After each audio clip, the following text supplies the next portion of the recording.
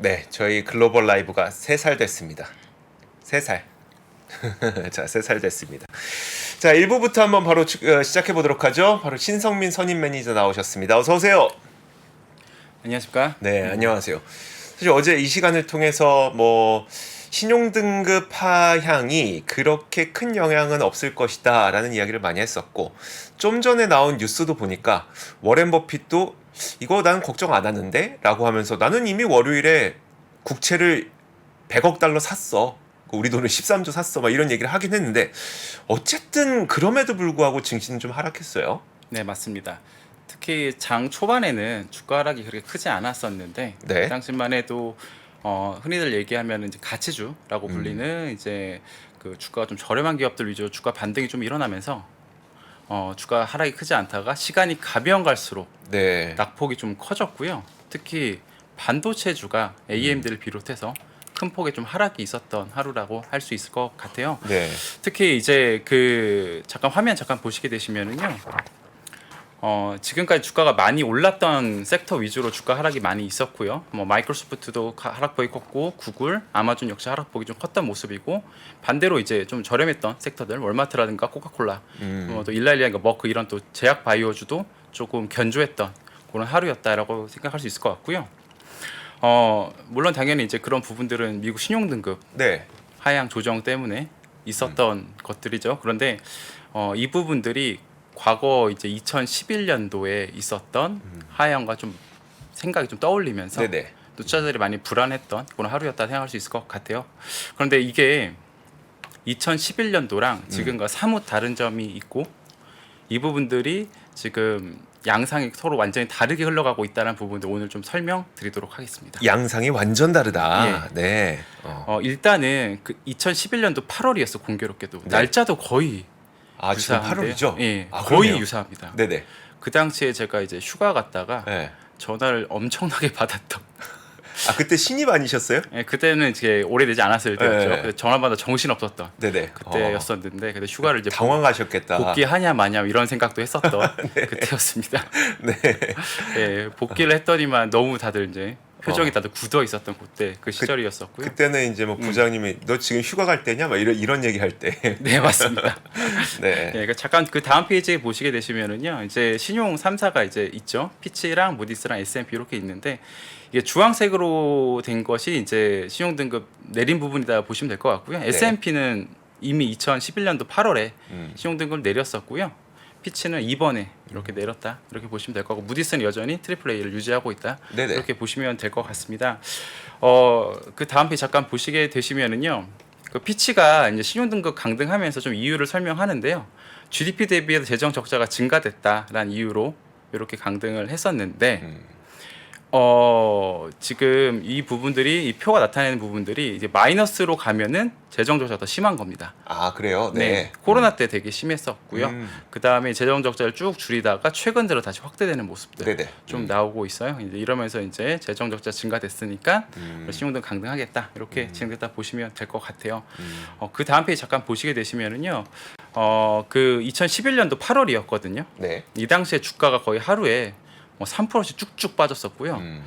이게 거의 한 달 반 정도 진행됐다 보시면 될 것 같고, 반등을 하긴 했습니다. 그리고 네. 반등을 하긴 했고, 그 다음에 이 당시 상당히 공포스러운 분위기였고, 코스피는 내려간 다음에 반등을 한동안 못했습니다. 네네. S&P 500 대비해서 그랬던 상황이 좀 있었습니다. 근데 이 당시에는 일단은 시장 분위기가 그 7월 달부터 좀 안 좋았습니다. 왜냐하면 양적 완화를 그때 종료했었거든요. 네네. 그런 상황에서 그 유럽의 남유럽 부분들이 좀 문제가 발생하기 시작을 했어요. 네네. 재정 적자가 좀 확대됐고, 그러면서 이제 하필 또 신용등급 강등이 벌어지면서 시장이 우르르 네. 빠졌던 그런 상황이다 보시면 될 것 같고요. 하지만 그때 당시를 보면 미국 국채 대량 매도는 나오지 않았습니다. 그래요? 예, 왜 안 나왔었냐면, 네. 그때 이제 바젤 3로 이제 바뀐 지 얼마 안 됐을 때였었는데, 네. 바젤 3 기준으로 보면은 트리플 A랑 더블 A 플러스랑 같은 선상으로 봐요. 자, 그럼 이런 거네요. 그러니까 채권 매니저들 내지는 이제 채권 보유를 하고 있는 곳 입장에서는 만약에 제가 트리플 A를 이만큼 들고 있어야 돼요. 사실 그 규정이 있잖아요. 근데 네네. 이만큼 들고 있어야 되는데 갑자기 미국의 신용 등급이 AA 플러스로 떨어지는 바람에 야 미국 그러면 이 AA 플러스의 이 채권을 좀 팔아야지라고 해야 되는데 바젤 3에 따르면 트리플 A나 AA 플러스나 들고 있어도 똑같아. 네, 안 바꿔도 돼라고 하니까 채권 매도가 좀 적었던 거네요. 네 맞습니다. 아. 채권 매도가 좀 적었던 수준이 아니고 네. 미국 국채로 돈이 다 몰려갔습니다. 그때 오히려 안전자산 찾는다면서 미국채 더 샀었죠. 네, 그러면서 어. 금리가 엄청나게 가파르게 또 하락을 했었고요. 네네. 그러면서 주가가 좀 폭락이 나왔던. 그러니까 주식을 팔아서 안전자산을 사는 안전자산 선호 현상이 나왔습니다. 네네. 그 당시에 이제 그 남유럽 국가들이 이제 파산 위기에 몰리게 되는데 그러면서 유로존도 깨질 수 있다 이런 얘기 나오는데 네. 그 당시에 분위기가 어땠었냐면 그 2008년도는 미국이라는 한 국가가 망할 수도 있는 네네. 건이었지만 네. 2011년도는 유로존 그러니까 대륙이 망할 수 있다. 네네. 라고 하면서 더 크게 문제다라는 아. 걸로 이제 신문에 많이 보도됐었던 그 상황이었고요. 그러다 보니까 공포 분위기가 상당히 컸습니다. 네. 그래서 화면 잠깐 보시게 되시면은 2011년도 당시에 이제 신용 스프레드라고 있습니다. 이게 뭐냐면 그 안전자산인 국채랑 네. 위험자산인 이제 하이힐드 채권, 네네. 그러니까 회사채 중에 등급이 좀 낮은 등급의 채권들과의 그 금리 차를 보여주는 건데요. 금리 차가 크면 클수록 사람들이 더 불안해하고 있다라고 볼 수 있을 것 같고, 그다음에 기업들이 파산할 위험성이 더 크다라고 볼 수 있는 건데, 네. 2011년도 8월 같은 경우 굉장히 급등했던 그 시기였고, 네. 마찬가지로 비슷하게 급등했던 이제 코로나 때 급등했었고, 최근은 그렇게 크게 하이힐드는 이제 크게 뭐 영향을 미치지 않고 있는 상황이에요. 예, 현재 그런 상황이고요. 그리고 그러고 나서 그 유로존의 이제 마리오 드라기 총재가 네. 무엇이든 하겠다라는 어. 멘트가 나오고 나서 이제 드라마틱하게 주가가 반등하는 그런 사건이 있었습니다. 슈퍼 마리오. 네, 슈퍼마리오. 그다음 슈퍼마리오 얘기가 나왔었죠. 그쵸. 예, 네. 예. 근데 그때 얘기를 다시 돌이켜서 보면 결국에는 뭐 트리거로 작동했던 거는 미국 신용 등급 강등이 맞는데 네. 그거는 하루짜리 어. 이슈였던 거고, 결국에 뒤에 문제는 유로존 문제가 굉장히 컸었던 거고, 그 유로존 문제가 해결되자 네. 신용 등급이 다시 상향되지 않았습니다. 그러고 나서 아. 상향되지 않았지만 드라마틱하게 네. 반등하는.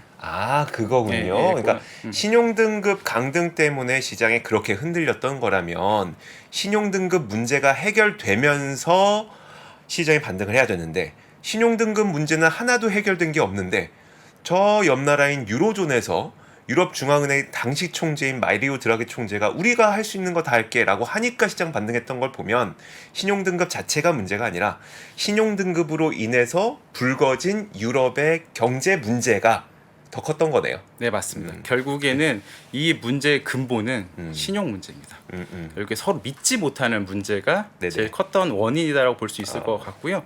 그러고 나서 이제 미국도 이제 오퍼레이션 트위스트라든가 이런 어떤 통화 정책 완화적으로 하면서 주가 반등을 더 부추겼었고, 네. 2015년도까지 거의 흔들림 없이 주가가 음. 올라갔어요. 그게 장기간 올라갔었던 네네. 그 시기였다 볼 수 있을 것 같고요. 그런데 지금은 그 상황과 네. 정반대입니다. 그러니까 안 그래도 저도 좀 여쭤보고 싶었던 게, 혹시 PD님 제 화면 한번 보여주실 수 있을까요? 그러니까 그때는 진짜 등급이 하락했어요. 그러면서 야 뭔가 무서워, 불안해, 안전자산을 찾자.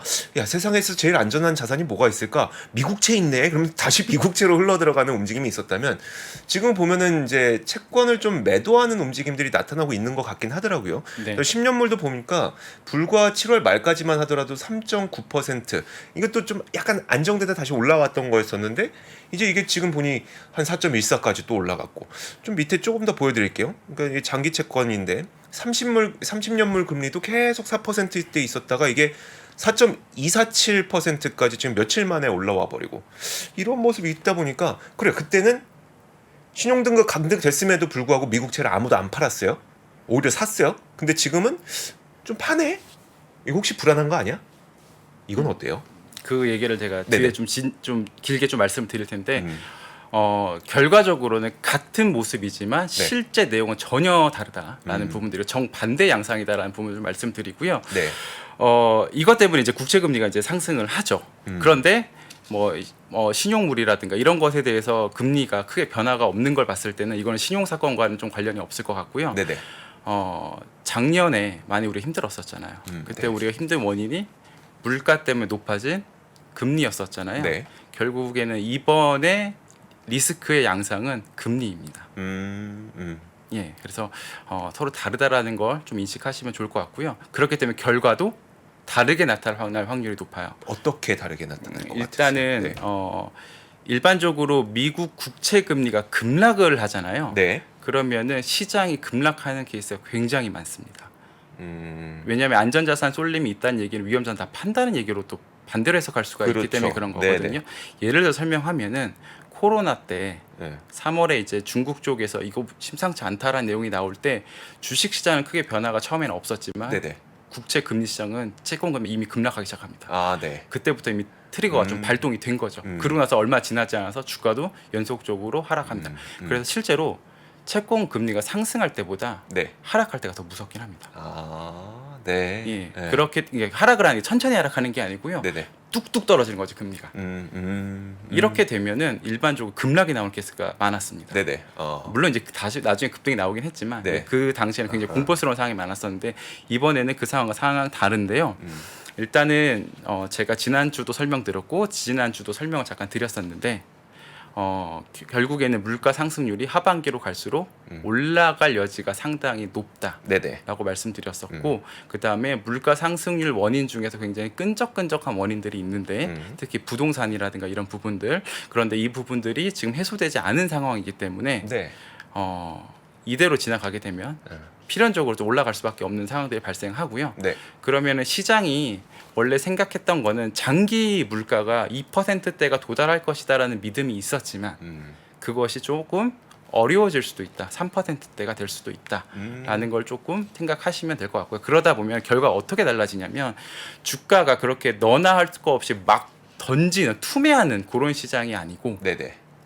제가 여러 번 말씀드리긴 했지만 가격을 보는 시장이 더욱더 가소가 된다라고 인지하시면 될 것 같아요. 알겠습니다. 그러니까 시장이 또 급락하는 것도 아니고 대신 이제 가격에 대해서 되게 민감해지게 되니까 비싼 것들은 못 사고 싼 것들을 또 사게 되는 뭐 이런 식의 시장 현상들이 계속 앞으로 나타날 것 같다는 말씀이시네요. 네, 맞습니다. 이미 나타나고 있고요. 그런 거 그래요. 거의 한 달 좀 넘은 것 같고 이제 네네. 그렇게 나타난 지가 어제도 이제 그런 양상들이었고 네. 한동안 그런 양상들이 계속 반복될 수 있다라는 부분들 아시면 좋을 것 같고 그러다 보니까 가격이 비싼 주식에 대해서는 네네. 좀 경계감을 가지시는 게 어떨까라고 저는 생각이 들긴 합니다. 알겠습니다. 사실 신성민 선임이 나와서 이 이야기를 거의 벌써 3주 전 정도부터 네. 계속 해주고 계세요. 그러니까 시장이 이제는 좀 가격을 보기 시작한 것 같다. 이 얘기를 계속 하셨는데 드디어 좀 그 현상이 좀 결과로 나타나는 게 아닌가라는 생각이 듭니다. 그런데 저도 조금 전에 뉴스 보고 나왔습니다만 빌 에크먼이라고 하는 이 퍼싱 스퀘어 헤지 펀드의 대표가 그러니까 유명한 그 투자자 아니겠습니까? 네. 얄미운 투자자죠. 얄미운 투자자. 나 채권 숏하고 왔는데 뭐 이 보도가 있더라고요. 네, 맞습니다. 개인적으로 이분을 좋아하진 않는데 네, 굉장히 잘생기신 분이죠. 약간 배우처럼 생기셨으면 진짜. 그렇죠. 잘생겼죠. 네, 아. 잠깐 화면 잠깐 보시면은 오늘 이제 트위터에 굉장히 장문의 글을 올렸어요. 제가 이걸 다 갖고 올 수 없습니다. 이거 굉장한 장문이기 때문에 트위터에 검색하시면 바로 나오니까 네. 보고 읽으셔도 좋을 것 같고요. 트위터에 글자 제한 있잖아. 그러니까 이제 트위터라고 하면 안 됩니다. 아, X라고 해야죠. X. 네네, X죠. 예. X에. 바뀌었더라고요. 보니까 아이콘도. 예, 그래서 제가 이제 빨간색 박스 이렇게 표시를 했는데 이게 어떤 말이냐면요. 네. 이분 생각에는 인플레이션이 2%가 아니고 3%갈 것 같으니까 30년물 장기채 금리가 네. 3% 더하기 실제 금리 0.5% 네. 그리고 더하기 이제 기간이 길면 조금 더 줘야 되잖아요. 금리를. 네네. 그렇죠. 그래서 그거 2% 더해서 5.5%갈 거다라는 겁니다. 네. 아. 예, 지금 현재 4.2 정도 되는데 5.5까지 갈 거다라는 얘기인데 그 정도면 채권가 폭락입니다, 사실. 네네. 예, 그래서 그러면서 어제도 장중에 그런 부분들이 있었는데 원래는 우리가 장단기 금리에서 역전됐었잖아요. 네네. 네. 그래서 단기채 금리는 좀 높이 있는데 장기채 금리는 굉장히 맞아요. 낮은 그런 상황이었었잖아요. 거의 2년물은 거의 5% 가까이 되니까요. 네. 네, 그런데 그게 뒤집힐 거라고 보는 겁니다, 비레크만은. 그게 무슨 의미예요? 장기채 금리가 올라간다는 소리죠. 아, 장기채 금리는 금리가 내려가고요, 오히려. 네네. 네. 왜 그러냐면은 네. 만약에 시장 금리가 올라갈 거라고 생각이 들면 네. 먼저 팔아야 되는 거는 손해가 되게 심한 거는 장기채거든요. 네네. 그쵸. 채권 가격이 많이 떨어지니까. 네, 단기채보다 훨씬 많이 떨어져요. 네. 그 연수만큼 더 떨어진다 보시면 될 것 네네. 같거든요. 그러면은 사람들은 장기채를 팔겠죠. 그렇죠. 떨어질 거 예상하면. 네네. 그리고 주식으로 물론 갈 수도 있지만 네. 그런 채권 하시는 분도 채권만 많이 하잖아요. 네네. 그러면은 단기채를 사겠죠. 그렇겠죠. 그럼 네. 단기채를 산다는 건 단기채 가격은 올라간다는 얘기잖아요. 네네. 장기채는 떨어지고 네. 그러면 단기채가 올라간다는 얘기는 금리는 반대니까 네. 단기채 금리는 내려가고 네네. 장기채 금리는 올라간다. 한마디로 장단기 금리가 굉장히 반대 역전됐던 게 돌아온다라는 얘기를 하는 겁니다. 네네. 그래서 이 얘기가 어떻게 보면은 와닿지 않죠. 네. 왜냐하면 너무 벌어져 있잖아요. 1% 거의 100bp? 네, 저도 와닿지 않은데 이분 주장은 이런 겁니다. 역사적으로 봤을 때 불과 몇 주 만에 이런 커브가 정반대로 바뀌는 게 네. 얼마든지 있었다. 과거에. 네네. 그렇기 때문에 이번에도 그 중에 하나가 될 거고 그래서 나는 채권에 숏을 하겠다. 하락한다에 배팅하겠다. 그러면 이거는 이제 강등됐으니까 채권 가치가 떨어질 거야. 금리 올라갈 거야. 이런 단순한 이야기가 아닌 거네요. 네네. 근데 그거랑도 좀 연관이 돼 있습니다. 신용 등급 강등하고도 연관이 돼 있는데 네네. 좀 트리거로 작용하긴 했잖아요 이번에. 네.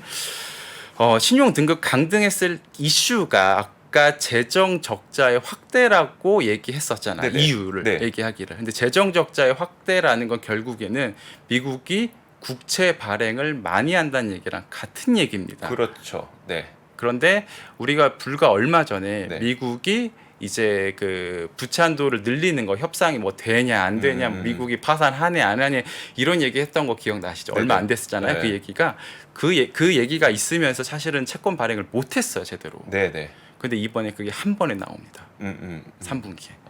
근데 그 규모가 한 1조 달러 정도. 근데 네. 원래 예상했던 것보다 훨씬 큰 규모가 지금 발행될 걸로 지금 예상을 하고 있고요. 네네. 그리고 추가적으로 탈세계화라든가 그러니까 중국하고의 마찰이 있으면서 그러면은 싼 인건비를 단기간에 못 쓸 테니까 나중에 인도로 옮길 수는 있겠지만 단기간에 어렵잖아요 그게. 네네. 그러다 보니까 뭐 탈세계화라든가 혹은 뭐 에너지 전환 그러니까 뭐 석유보다 그 신재생 에너지가 아무래도 단가가 높잖아요. 그러다 보니까 또 비용이 올라갈 수 있고 그다음에 뭐 러시아 문제 같은 걸 때문에 방위 비용 올린다든가 이런 이슈로 지금의 인플레이션은 고착화될 가능성이 매우 높다라고 네. 주장을 하고 있는 거고요. 네. 그에 비해서 장기 국채 금리는 너무너무 낮다. 놀라울 정도 낮다라는 표현을 썼고 네. 그리고 과매수 상태다라는 네. 얘기를 했어요. 그래서 현재 상당한 금리 상승 없이는 지금 현재 예정된 발행 물량을 소화할 수는 없을 것이다. 네. 라고 하면서 본인은 국채 하락에 배팅하겠다라고 이렇게 장문의 글을 올렸습니다. 네네. 이 장문의 글을 올린 이유는 네. 돈 벌려고 올린 거죠, 사실은. 그렇죠. 네. 다 도와달라 이거죠. 우주의 힘을 끌어서 나를 도와달라.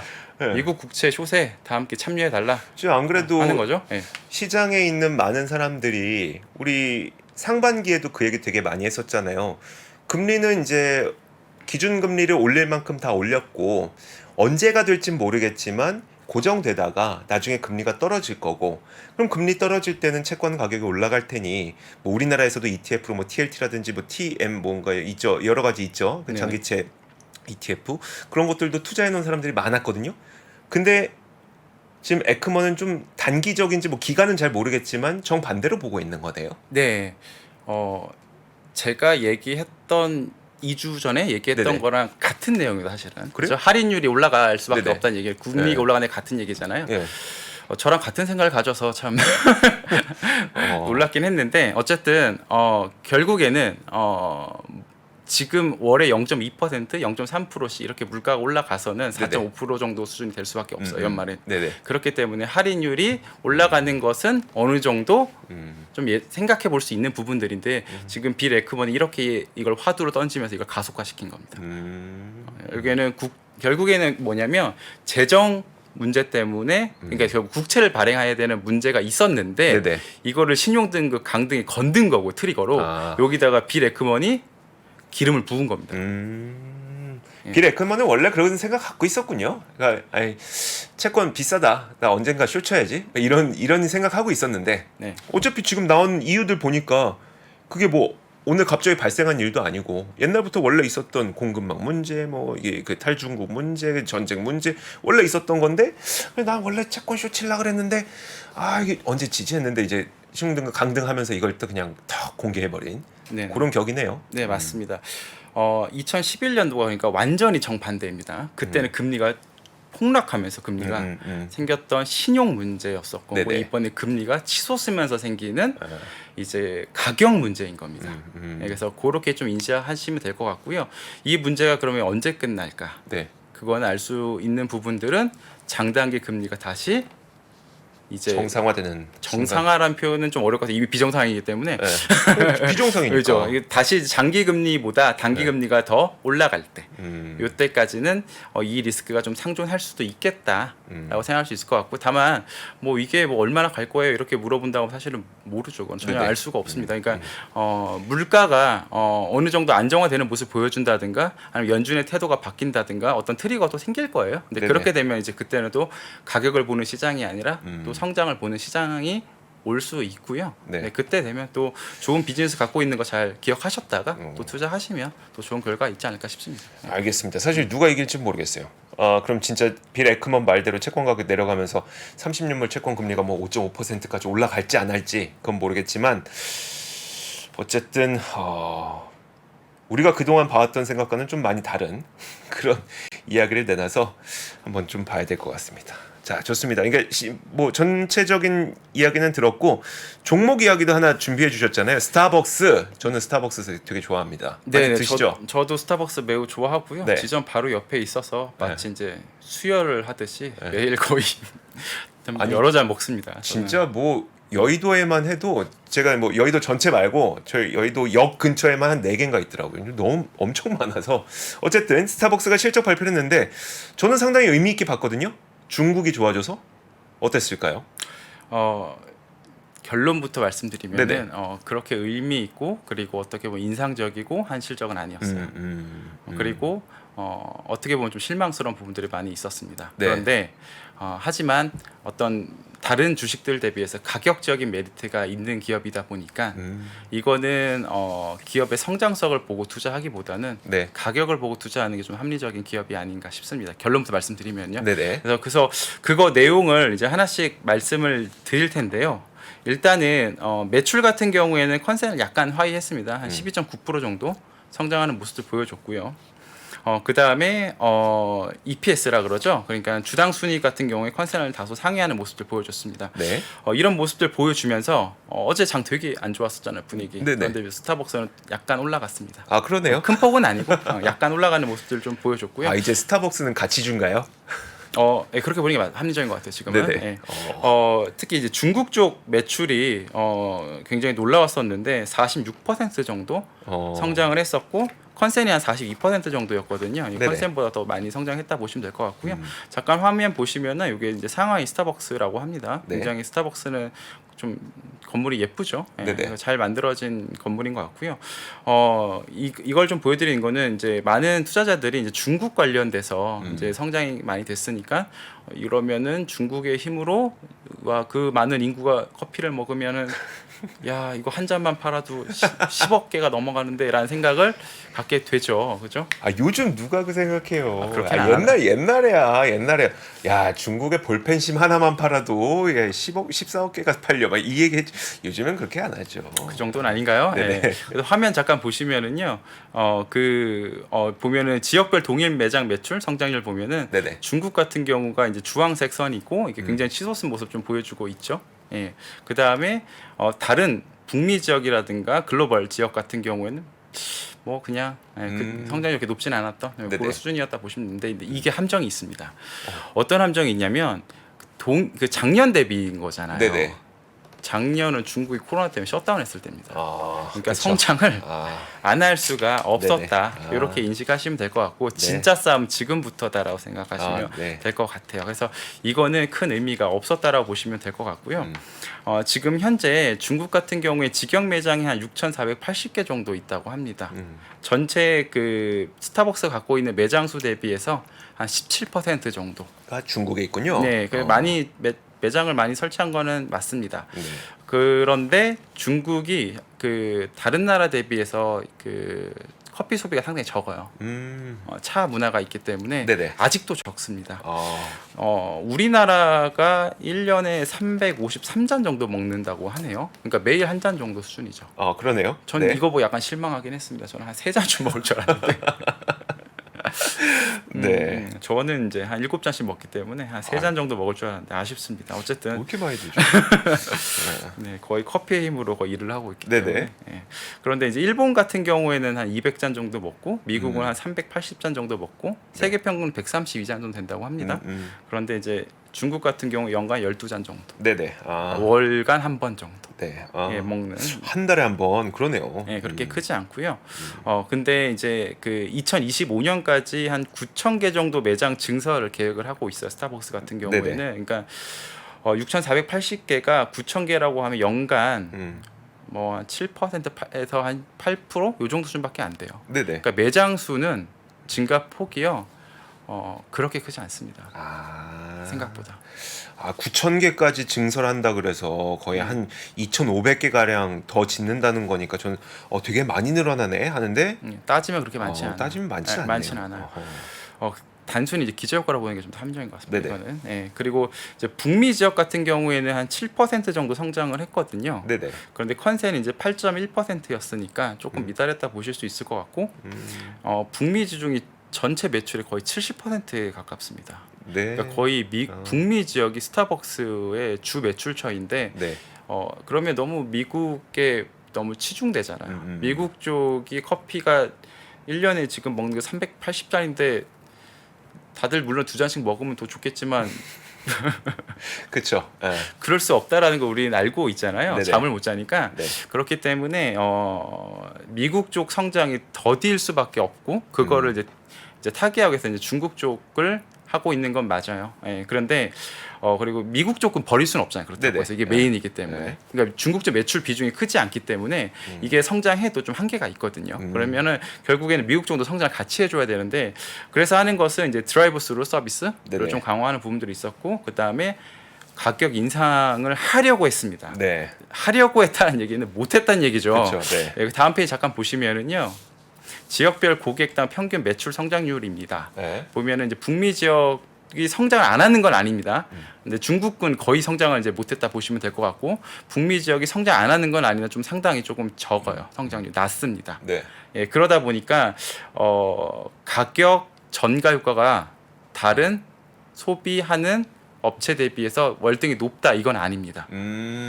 그 이유로 좀 뽑은 것 중에 하나가 이제 그 스타벅스 같은 경우에는 좀 가격 인상을 좀 쉽게 할 수 있어. 어떻게 보면은 예전엔 그랬어요. 메뉴만 바꾸면 되는 거잖아요. 네, 그렇죠. 그렇죠. 그래서 메뉴를 이제 바꿨어요. 네. 메뉴를 뭐 신규를 출시했는데 이름이 좀 깁니다. 초콜릿 자바 민트 프라푸치노랑 아 이거 좀 네. 화이트 초콜릿 마카다미아 크림 콜드브루. 네네. 인데 이름이 길어서 그런가 생각보다 안 팔렸던 그런 상황이 좀 있었고 이게 뭐 7,000원 뭐 넘어가는 뭐 그런 류의 음료인 거죠 결국에는. 네.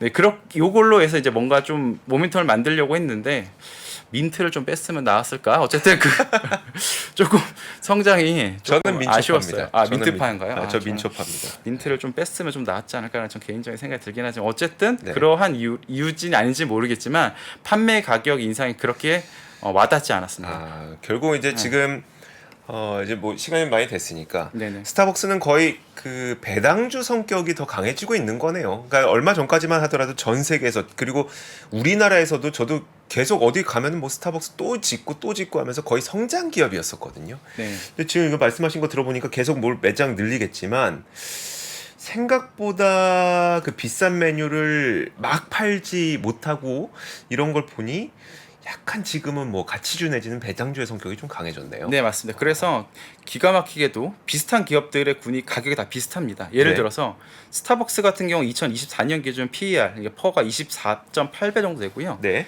맥도날드가 23.5배, 아. 얌브렌즈라 해서 피자헛이나 KFC, 타코벨 깔고 있는 게 23.1배거든요. 네. 대부분 23배에서 24배 사이예요. 네네. 그러니까 다 균일해진 거죠 이게. 네. 결국에는 이 기업은 결국엔 주주 환원, 그러니까 배당이라든가 네. 어떻게 보면 자사주 매입이라든가 이런 거를 통해서 이제 주주한테 좀 주주 가치를 올리는 그런 기업에 좀 가까운 것 같고요. 그래서 접근하실 때는 가격이 아까 말씀드렸던 맥도날드라든가 얌브렌즈 대비해서 가격이 조금 내려가거나 네. 혹은 이제 얘네들이 가격 인상에 좀 성공하거나 이런 부분들을 확인하시고 사면은 조금 더 기다림 없이 조금 수익을 낼 수 있지 않을까 생각을 하고요. 물론 이제 스타벅스는 충성 그 충성 고객수가 굉장히 많습니다. 네네. 그런 부분들은 나중에 또 다른 커피 상품 냈을 때도 잘 될 수도 있잖아요. 그래서 그런 부분도 물론 이제 확인이 필요하다 이렇게 생각할 수 있을 것 같습니다. 네, 알겠습니다. 제가 기억하기로 옛날에 이제 막 성장할 때 막 PER도 굉장히 높고 그랬었던 것 같은데 뭐 그렇진 않았나 보네요. 알겠습니다. 어쨌든 지금 스타벅스는 거의 맥도날드 얀브렌즈와 비슷한 밸류에이션을 받고 있는 그런 기업이 되고 있는 현상입니다. 스타벅스에 대해서 자세하게 짚어봤고요. 자, 오늘도 신성민 선임 매니저가 좀 좋은 말씀 많이 나눠주셨습니다. 고맙습니다. 감사합니다. 아시아 외환위기 이후에 글로벌 경기가 안 좋아질 것 같으니까 미국이 금리 인상을 천천히 하게 되거든요. 근데 이때 IT 관련 산업이 굉장히 빠르게 성장을 하는데 금리 인상이 생각보다 늦다 보니까 이게 무엇을 만들게 되냐면 닷컴 버블을 만들게 됩니다. 외환위기부터 닷컴 버블, 금융위기, 인플레이션의 부활까지 대한민국 최고의 거시경제 전문가 오건영의 경제 이야기를 서점에서 만나보십시오.